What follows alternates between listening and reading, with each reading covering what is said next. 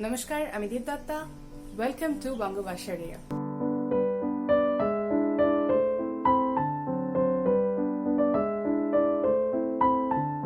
আশা করি তোমরা সকলে ভালো আছো। বহুদিন পর আজকে ক্যামেরাটা অন করলাম, আর এখন বাজে বিকেল 5টা, প্রায় সন্ধে হবু হবু করছে। কিন্তু আজকে ডেইলি ব্লগ শেয়ার করার জন্য আমি অন করিনি ক্যামেরা। আজকে একটা খুব খুব জরুরি কারণের জন্য ক্যামেরাটা আমি অন করেছি, আর সেটা হচ্ছে করোনা ভ্যাকসিনেশন। আগে আমি তোমাদের সাথে শেয়ার করেছিলাম একটা ভিডিওতে যে ইসরায়েলে করোনা ভ্যাকসিনটা এসে গেছে, আর কিন্তু তখনও রোল আউট করা শুরু হয়নি। কিন্তু রিসেন্টলি করোনা ভ্যাকসিনটা সবার জন্য রোল আউট করা শুরু হয়েছে, এবং আমি ভ্যাকসিনটা পেয়েছি বলা ভালো। তো সেই বিষয়ে সমস্ত আমার এক্সপিরিয়েন্স, আমার কি কি এফেক্ট হলো, এই নিয়ে অনেকে আমাকে অনেক কিছু জিজ্ঞাসা করেছো। তো সেইগুলো আমার মনে হলো যে একটা ব্লগ করে ক্লিয়ারলি বলাটা খুব জরুরি, এবং হয়তো এই ইনফরমেশনটা তোমাদের অনেকের জন্যই খুব খুব ইম্পর্টেন্ট হতে পারে। তো সেই জন্য আজকের আমি এসেছি ক্যামেরা নিয়ে তোমাদের সাথে সমস্ত এক্সপিরিয়েন্স শেয়ার করব। তো এখন যেহেতু অনেক রকমের ভ্যাকসিন বেরিয়ে গেছে, মোটামুটি এক একটা কান্ট্রি এক একটা ভ্যাকসিনের অ্যাক্সেস পেয়েছে, তো সেই মতন ইউজ করছে। ইসরায়েলে দুটো ভ্যাকসিন ঢুকেছে, একটা হচ্ছে ফাইজার আর একটা হচ্ছে মডার্না। তো দুটোরই মোটামুটি টেকনোলজি সেম, মানে একই সায়েন্সের ভিত্তিতে দুটোই বানানো হয়েছে। আর আমি যে ভ্যাকসিনটা পেয়েছি সেটা হচ্ছে ফাইজার ভ্যাকসিন।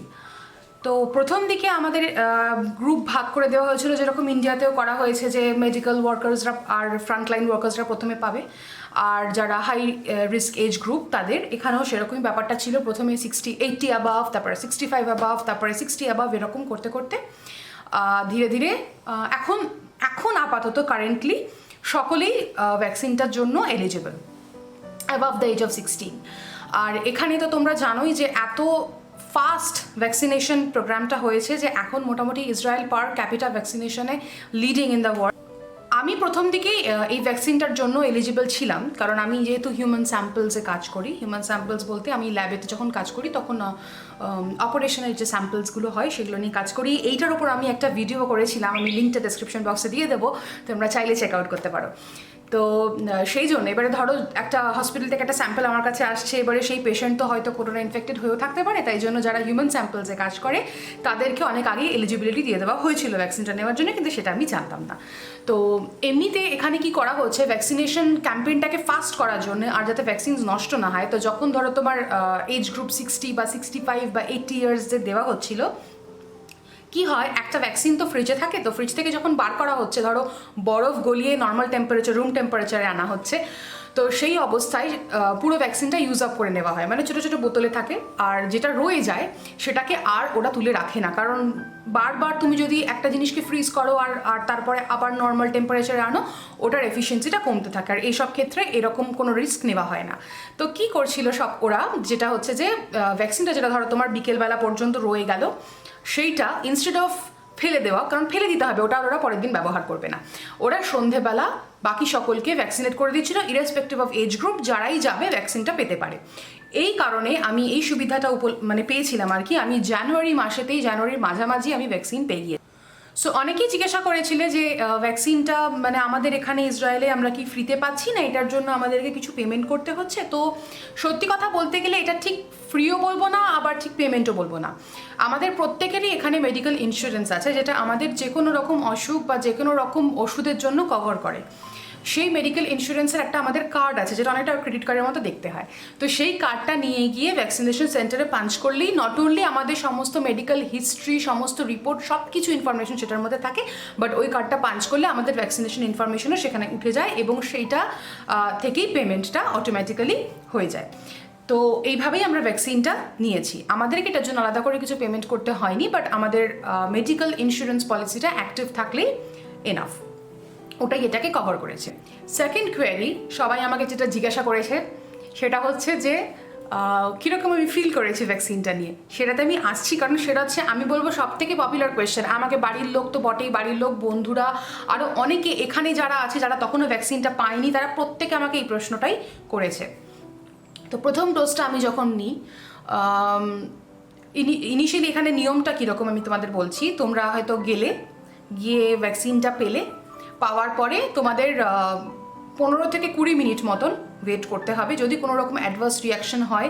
আর ইউজুয়ালি কোনো রকম অ্যানাফিল্যাক্টিক রিয়াকশন যেটাতে সবাই খুব ভয় পাচ্ছে যে হয়তো কোনো অ্যালার্জিক শক হবে বা কিছু, সেটা মোস্ট অফ দ্য কেসেসে সঙ্গে সঙ্গেই হয়। তো যে কারণে 15-20 মিনিট তোমাকে ওয়েট করতে হবে ওখানেই, মানে যেখানটা দেওয়া হচ্ছে ভ্যাকসিনটা তার বাইরে আর একটা ক্যাম্প মতন করা আছে, সেখানে সবাই ওয়েট করছে অবভিয়াসলি সোশ্যাল ডিস্টেন্সিং মেনটেন করে।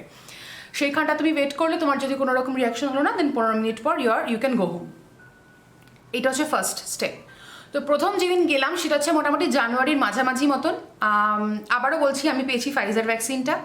তো সেখানে আমাকে প্রথমে ভ্যাকসিনটা দেওয়া হলো খুব ছোট্ট একটা পিঁপড়ে কাটার মতন, মানে একেবারেই বুঝতে পারলাম না। এটা হচ্ছে ইন্ট্রামাস্কিউলার, মানে তোমার মাসেলের মধ্যে, ঠিক আছে। আমাদের অনেক রকম ইঞ্জেকশন হয়, ইন্ট্রাভেনাস হয়, ইন্ট্রামাস্কিউলার হয়। ইন্ট্রাভেনাস যেটা ধরো তোমার ডিরেক্ট ব্লাড ভেসেলসের মধ্যে দেওয়া হয়, মানে রক্তের শিরার মধ্যে, তো এটা সেরকম নয়, এটা তোমার মাসেলে দেওয়া। আর ধরো এই ধরনের ভ্যাকসিন আমরা নিয়েছি যেমন টেটানাসের ক্ষেত্রেও আমরা কিন্তু ইন্ট্রামাস্কুলার ভ্যাকসিন নিই। আর দেখবে অনেক সময় যে ইন্ট্রামাস্কুলার ভ্যাকসিনের না খুব ব্যথা হয়, কারণ এটা আমাদের বডির একটা নিজস্ব রিয়াকশন বলতে পারো। যে কোনো ইন্ট্রামাস্কুলার ভ্যাকসিন নিলে ব্যথা হওয়ার একটা সম্ভাবনা থাকে, এবং যদি ব্যথা হয় জানবে যে তোমার বডি এটাকে রেসপন্ড করছে এবং এটাকে রেকগনাইজ করেছে এবং ফাইট করার চেষ্টা করছে। তো প্রথমে আমার হাতে কিছুই ফিল হয়নি। ধরো মোটামুটি 2-3 ঘন্টা পর থেকে ধীরে ধীরে আমি একটা ব্যথা ফিল করতে থাকি এখানে হাতে।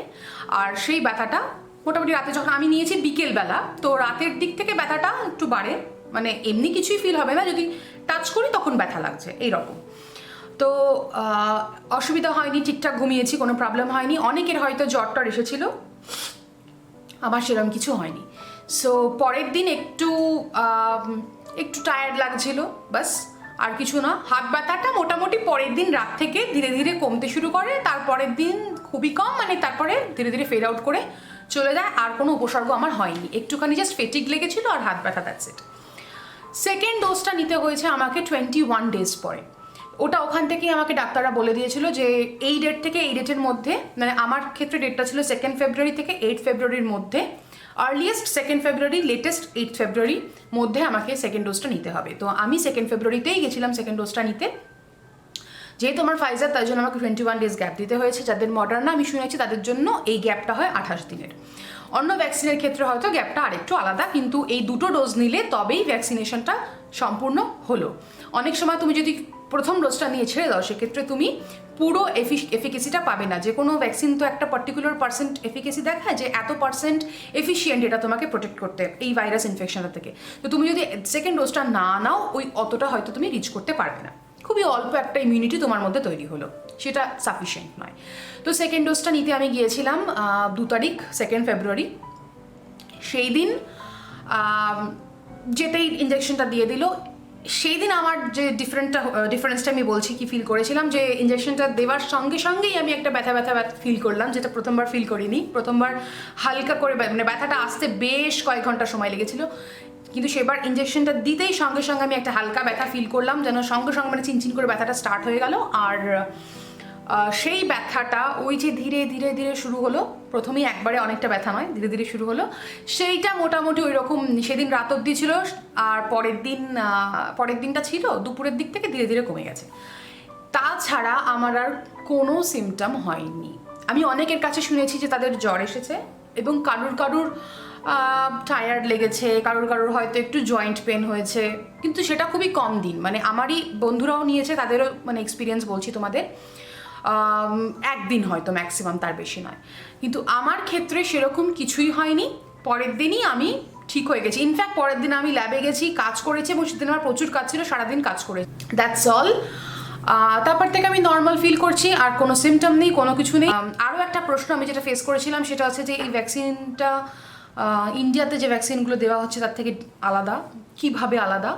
তো আমি একটা ভীষণ ভেগভাবে বোঝানোর চেষ্টা করছি, আমি জানি না আমি বোঝাতে পারবো কি না। আমি নিজে যেভাবে বুঝেছি সেভাবেই বোঝানোর চেষ্টা করছি। ইন্ডিয়াতে দেওয়া হচ্ছে কোভ্যাক্সিন বা কোভিশিল্ড, আর এইখানে দেওয়া হচ্ছে ফাইজার বা মডার্না। ফাইজার মডার্না কিন্তু অনেক নতুন টেকনোলজি, অনেক কম টেস্টেড টেকনোলজি। আর কোভিশিল্ড বা কোভ্যাক্সিন যে টেকনোলজিতে তৈরি হয়েছে সেই টেকনোলজি কিন্তু অনেক পুরনো টেকনোলজি। এই টেকনোলজিতে অনেক ভ্যাকসিন আগে তৈরি হয়েছে, it's not new, it's very well known. So ধরে নাও একটা কমপ্লিটলি প্যারালাইজড মানুষ, সে কিছুই করতে পারে না, কমপ্লিটলি প্যারালাইজড। তো তাকে অ্যাটাক করা খুব সহজ, কারণ সে কিছুই করতে পারে না। তো কোভ্যাক্সিন বা কোভিশিল্ডটা ধরে নাও একটা ভাইরাসটাকে কমপ্লিটলি প্যারালাইজড করে দেওয়া হলো, তার যে ইনফেকশন করার ক্ষমতা, তার যে একটা ভাইরুলেন্স আছে, সে ভাইরুলেন্স ওয়ার্ডটা আমরা ইউজ করি, সেইটা আর নেই তার মধ্যে সেই ক্ষমতাটা। তখন কি হবে, বডি ইমিডিয়েটলি ওকে অ্যাটাক করতে পারবে, ইমিডিয়েটলি ওকে চিনে নেবে যে এ আমার শত্রু। সো এইটা হচ্ছে ইন্ডিয়াতে যে ভ্যাকসিনটা দেওয়া হচ্ছে।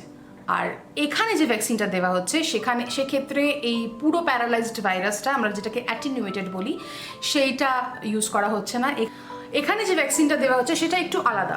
যেমন ধরো আমার এই বুড়ো আঙুলটা তৈরি করার জন্য যেটুকু কোড লাগবে, কোড বলবো কীভাবে বলবো আমি ঠিক বুঝতে পারছি না, সেই ইনফরমেশনটা আমার বডিকে দিয়ে দেওয়া হচ্ছে যে দেখো এই রইল ইনফরমেশন, এবারে তুমি এই বুড়ো আঙুলটা বানাও।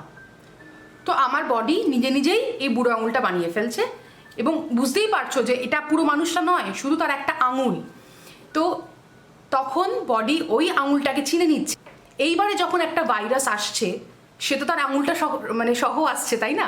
তো তখন সেই ভাইরাসটাকে সহজেই চেনা যাচ্ছে এবং বডি সেটাকে অ্যাটাক করছে, কারণ প্রথম থেকে তার কাছে এর বলতে পারো আই কার্ডটা আছে, আইডেন্টিটি কার্ডটা আছে, এটা হচ্ছে তার বুড়ো আঙুলটা, যে আচ্ছা এইটা হচ্ছে ভাইরাসটা, একে অ্যাটাক করো। এখানের ভ্যাকসিনেশনের মিনিং হচ্ছে সেটা। আমি ভীষণ ভেগভাবে বললাম, তার জন্য আমি ক্ষমা চাইছি, খুব ডিপে যাচ্ছি না, কিন্তু বলা যায় এগুলোকে আরএনএ ভ্যাকসিন। আরএনএটা আমাদের বডির মধ্যে দিয়ে দেওয়া হচ্ছে এবং সেই আরএনএ থেকে ভাইরাসের একটা ছোট্ট অংশ তৈরি হচ্ছে, এবং সেই অংশটা আমাদের বডি চিনে নিচ্ছে, ভালো করে দেখে নিচ্ছে, বুঝে নিচ্ছে, এবং যখন সত্যি ভাইরাসটা আমাদের বডির কাছে আসবে, সেই চেনা থেকে, সেই আইডিয়া থেকে আমাদের বডি ওই ভাইরাসটাকে চট করে চিনে ফেলবে, এবং চিনে ফেলে তাকে অ্যাটাক করবে এবং আমাদের ইনফেকশন হতে দেবে না। এটাই হচ্ছে কনসেপ্ট। মনে করছে যে আমরা যে ভ্যাকসিন নিচ্ছি এখানে ফাইজার বা মডার্না, এই ভ্যাকসিন থেকে যদি আমাদের করোনা হয়, তো বুঝতেই পারছো যে একটা বুড়ো আঙুল থেকে কখনোই একটা পুরো মানুষ হওয়া সম্ভব নয়, তাই এই ভ্যাকসিন থেকে কখনোই তোমাদের করোনা হওয়া সম্ভব নয়। যাই হোক, same goes for the vaccines that are being used in India. যেখানে পুরো জিনিসটাই প্যারালাইজড, সেখানে কখনোই সে ইনফেকশন করতে পারে না, সে নড়াচড়াই করতে পারে না, তো সে কী করে ইনফেকশন করবে? এবারে আমার কথাগুলোকে লিটারাল সেন্সে নিও না, আমি জাস্ট বোঝানোর জন্য তোমাদেরকে একটা এক্সাম্পল দেওয়ার চেষ্টা করছি। তোমাদের অনেকের মধ্যে এই ধারণাটাও আছে যে করোনা হলে কি যায় আসে, একটুখানি জ্বর হবে, সর্দি হবে, কাশি হবে, ব্যাস দ্যাটস ইট। আমি বলবো যে কথাটা খুব ভুল নয়, কিন্তু খুব ঠিকও নয়। তার কারণ হচ্ছে যে তোমার এক্স্যাক্টলি কী হবে সেটা তো তোমার জানা নেই। অসুখটার নেচারটাই হচ্ছে এরকম যে ভীষণ রকমের আনপ্রেডিক্টেবল। কী যে হতে চলেছে, তোমার হয়তো একটু জ্বর কাশি হয়েই থেমে গেল, কিন্তু তোমার থেকে তোমার মার বা বাবার হয়তো হলো, তাদের হয়তো খুব সিভিয়ার সিমটমস দেখা দিল, বা হয়তো তোমারই খুব সিভিয়ার সিমটমস দেখা দিল। প্রেডিক্ট তো করা যায় না যে কী হতে চলেছে। তো সেই ক্ষেত্রে প্রোটেকশন নেওয়াটাই ভালো। যে শত্রুর নেচার আমরা জানি না, সেই শত্রুর সঙ্গে সামনাসামনি লড়াই মোকাবিলা করতে না যাওয়াই ভালো, স্পেশালি যখন আমাদের কাছে অস্ত্র নেই। সেক্ষেত্রে prevention is better than cure, আমার এটা মনে হয়। এই ভ্যাকসিনটা অনেকেই খুব হেজিটেট করছে নিতে, যে নেব কি নেব না। তো আমার মনে হয় যে হেজিটেশনের অবশ্য ঠিক আছে, আমি মানছি যে হেজিটেশনের তোমাদের জায়গা আছে, যেহেতু ভ্যাকসিনটা অনেকটা ফাস্ট ডেভেলপ হয়েছে। তবে আমি বলবো খুব ফাস্টও নয়, কারণ যবে থেকে করোনা ডিটেক্টেড হয়েছে সেটা কিন্তু অনেক আগে। তো জানুয়ারি 2020 ধরো, তখন থেকে কিন্তু ভ্যাকসিন ডেভেলপমেন্টের প্রসেস চলছে, খুব তাড়াতাড়িও কিন্তু নয়। বাট স্টিল, এবং এটার সমস্ত এফিকেসি টেস্টিং হয়েছে, সব কিছু হয়েছে। ইসরায়েলেতে দেখিয়েছে যে আমাদের যেহেতু ইসরায়েলে এখানে সবাই ডেটাটা কালেক্ট করছে, তারা দেখেছে যে ভ্যাকসিনটা যারা নিয়েছে তাদের মধ্যে এই করোনা ইনফেকশনের সংখ্যা ভীষণ কম, 1%-এরও কম, 0.5%-এরও কম। আমার এক্সাক্ট নাম্বারটা মনে নেই, তাই ভুল ইনফরমেশন দিতে চাই না, তাই জন্য নাম্বারটা বলছি না, বাট লেস দ্যান 0.5%। সো আমি বলবো যে আমাদের কাছে এই মুহূর্তে তো অন্য সেরকম কোনো অপশন নেই। আর যদি এই প্যান্ডেমিকটা থেকে এক্সিট আমাদের সত্যি করতে হয়, দেন এটাই আমাদের অনলি শট, আমাদের অনলি অপশন ভ্যাকসিন নেওয়া। তো আমার মনে হয় পার্সোনালি যে যদি ভ্যাকসিনের নেওয়ার সুযোগ পাওয়া যায়, অবশ্যই নিয়ে নেওয়া উচিত। এখানে অনেকগুলো রিপোর্ট এসেছে যাদের অনেক অ্যালার্জিজ আছে বা অন্যরকম অসুস্থতা আছে, তাদের ক্ষেত্রে কি করা উচিত? আমার সাজেশন থাকবে, আমার যেটুকু এক্সপিরিয়েন্স অ্যাজ আ স্কলার, তো আমি বলবো যে অবশ্যই ডাক্তারের সঙ্গে কথা বলো, অবশ্যই ডাক্তারের সঙ্গে এটা আলোচনা করো। তাদের সঙ্গে যোগাযোগ করো এবং তারা যে আইডিয়া তোমাদের দেয় তারা তোমাদের যে সাজেশনটা দেয় যে হ্যাঁ তুমি ভ্যাকসিনটা নিতে পারো বা নিও না, দেন সেক্ষেত্রে সেটাই করো। এবং আমার মনে হয় কোনো ভয়ের কারণ নেই। যদি সত্যি তোমার কোনো সাংঘাতিক অ্যালার্জির হিস্ট্রি বা এই ধরনের কিছু না থেকে থাকে, বা ডাক্তার যদি মনে করে যে হ্যাঁ তো এই ভ্যাকসিনটা নিলে তোমার কোনো অসুবিধা হবে না, then do go for it and do get the shot. I wish you all the best and a very very good life ahead. আশা করি যে আমরা এই প্যান্ডেমিকটাকে বিট করে বেরোতে পারবো। এখানে তো এখন লকডাউনটা চলছে প্লাস ভ্যাকসিনেশন চলছে, কারণ ইসরায়েল একটা অন্যরকম পদ্ধতি নেওয়ার চেষ্টা করছে যে ধীরে ধীরে লকডাউন উঠিয়ে এবং সাথে প্রচুর পরিমাণে ভ্যাকসিনেশন করে আমরা এফিশিয়েন্টলি কীভাবে প্যান্ডেমিকটাকে এক্সিট করতে পারি। সো আশা করি সাকসেসফুল হব আর ধীরে ধীরে আমরা আবার আগের মতন লাইফে ফিরে আসবো। আরও একটা ভালো নিউজ দিই, সেটা হচ্ছে এখানে কিছু নট অনলি ভ্যাকসিন, ওষুধ পর্যন্ত ফেজ 1-এ ট্রায়ালে আছে আপাতত। অন্যান্য কান্ট্রিজেও সেই ওষুধটা টেস্ট হচ্ছে। এই ওষুধটা এরা দেখেছে যে প্রচণ্ড রকমভাবে এফিশিয়েন্ট, অ্যাবাভ 90% এফিশিয়েন্ট করোনার ইনফেকশন বা হাই সিমটমস যেগুলো সেগুলোকে দূর করার জন্য। তো হয়তো আমরা ভবিষ্যতে করোনার নট অনলি ভ্যাকসিন বাট ওষুধও পেতে চলেছি, তো যেটা খুবই ভালো খবর এবং মনে হচ্ছে হয়তো এই মহামারী থেকে পৃথিবী ধীরে ধীরে আমরা রক্ষা পাবো।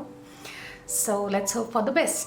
এই বিষয়ে যদি তোমাদের কোনো রকম কোয়েশ্চেন্স বা কোয়ারিজ থাকে যেটা তোমাদের মনে হয় যে আমাকে জিজ্ঞাসা করলে হয়তো আমি বা তোমাদেরকে বুঝিয়ে বলতে পারবো, প্লিজ অবশ্যই জিজ্ঞাসা করো, please feel free to ask me. আর আমি চেষ্টা করব তোমাদের সমস্ত প্রশ্নের উত্তর দেওয়া, আর যে প্রশ্নের উত্তরগুলো আমার ভালো করে জানা নেই সেগুলো জেনে তোমাদেরকে জানানোর চেষ্টা করব, কারণ অনেক কিছুই তো আমি জানি না, কিন্তু চেষ্টা করব অবশ্যই জেনে তোমাদেরকে জানানোর। ভালো থেকো। তোমাদের সাথে আমি আমার ভ্যাকসিনের এক্সপিরিয়েন্স শেয়ার করার চেষ্টা করলাম, আশা করি তোমাদের ভালো লেগেছে। আর আমার ভ্যাকসিনেশন কমপ্লিট হয়ে গেছে। এখানে বলেছিল যে আমাকে একটা সার্টিফিকেট দেবে।